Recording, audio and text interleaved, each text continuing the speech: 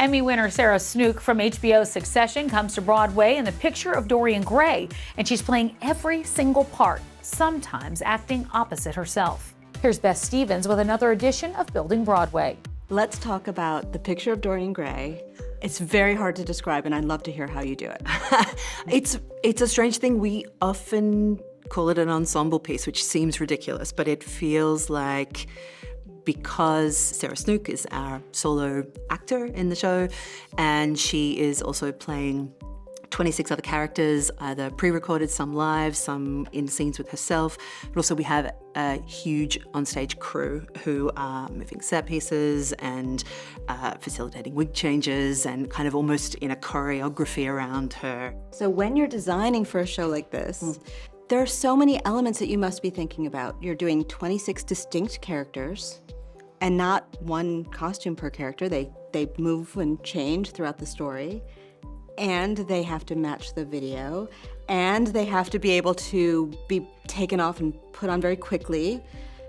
There's so much going on, so tell me. I'm feeling anxious thinking about it, yes. I think when you do it step by step, it feels a little bit easier, but basically because we knew we wanted the show to move really quickly, we knew we wanted it to move really seamlessly and to be something that felt effortless, even though it's full of effort. We needed to know that we could achieve it live before we could commit it to film, because once it's on film and you are creating a character on film and then you need to create that character live and they have to be interchangeable, you have to know that you can do this in 15 seconds to know that you can film it in previous scenes. So before you've made the show, you have to have a level of confidence and testing with your people, with your crew and with your costume makers to make sure you can achieve what you're doing live. But I think that's the kind of great thing about the show, is that you can see a character, you can hear Sarah's voice be a character, you can see that character made manifest on film, you can see what they look like, and then we create her as that person live, and it has this kind of great, I think, very live performance aspect of what could essentially be called filmmaking. But I think it's a very live process. The thing that's difficult is trying to do things quickly and make sure they're perfect. Wigs especially, because you have theatre lace that has to go on without a pin and in one go and then finish on a beat or something. So actually, and jacket on and make sure that nothing's kind of crinkled. Everything's made to go at the top of each other and kind of peel away and deconstruct. I think it's the duality of big picture and close detail that makes this show really special. It makes the design really enjoyable. So let's talk about your inspiration, because I know when people see the show, they might bring some ideas of what you were looking at, but I think that you were looking at a lot of different art and models and pop culture. I just am wondering where you pulled from. I started research of the time, but it was a time where especially men were experimenting with fashion. Late 1800s was when the book was written, is where we've started setting it. And it is about a character who doesn't age. So to me, that gives you license to draw from any moment or influence in history until now. So I think the character lives until he's 40 or so, but actually I think we've gone through everything in the last 100 years to draw inspiration. And we've always been inspired by people like Tilda Swinton and people who play with androgyny and kind of very theatricalized fashion, but without things feeling too costumey or kind of too like it's in a musical. I looked at lots of fashion from Prince, who's just my deepest crush, and kind of incredible lace shirts, and kind of played on Victorian fashion and things like that. Also looking at a lot of Snapchat filters and what people are kind of, how they're presenting themselves on Instagram was a big influence. Okay, let's talk about this choreography for a second, because it is so precise. Yeah. And Sarah is putting costumes on sometimes in front of the audience, sometimes not. Sometimes a shoe is happening, sometimes a wig is happening, sometimes she's talking while it's happening, or looking at a camera. There's so much going on. Tell me how you worked on all of this. We've made it like choreography. I think that we have a huge session once we've fit everything and filmed everything, that we'll get the team together and actually run it like a dance rehearsal. So run it again. Often we'll figure out ways that actually someone needs to be holding the bottom of her shoe to be able to get her foot out and get it into another shoe, or when to put glue on, when to put a mustache on between words. So it really is hit a piece of music, hit a word, and that's when that has to go. What it doesn't do is give you any room for error.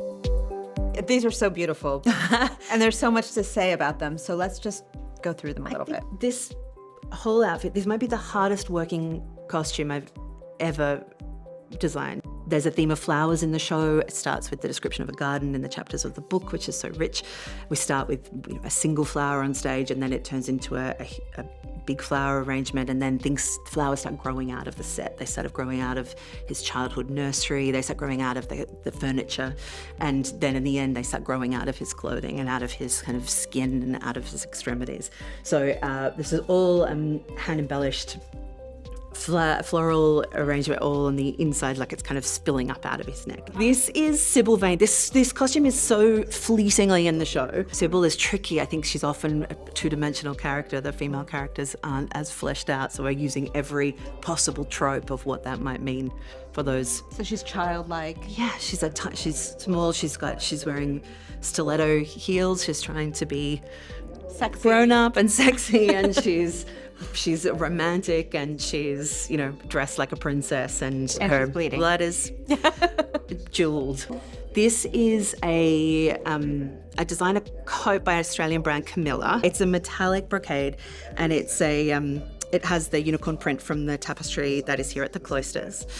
Right, very famous. Very famous, and kind of also on tea towels and things, which is something about this show as well. It should feel kind of special and historical, but also mass-produced. And even the lining is special. The lining is bananas. It looks like a crazy, crystal shop with astrology. It's bizarre.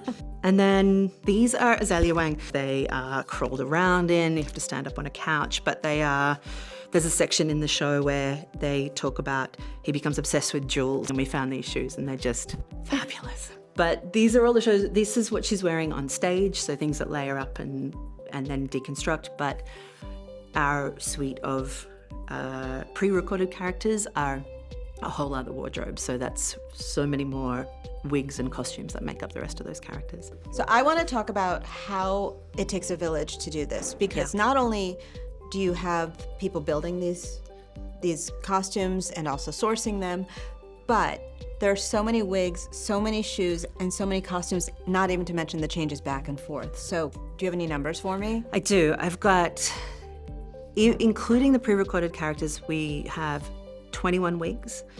I think we have 6 mustaches, a beard, and maybe 8 sets of sideburns. Then on stage, we have 19 changes. Some of that includes putting on a jacket, taking off a jacket, but changing physically 19 times throughout the show. And there's, I think over the production, 26 pairs of shoes. So just so much detail that goes into the pre-record, and so many fleshing out those characters. I think we did 200 hours of fittings with just wigs and character building and makeup. So a huge amount getting just up to filming stage. It really is like an ensemble show with one person. Yeah, it really is, which is just so romantic. I think that's so romantic and nostalgic in a great way. It feels like theatre to me.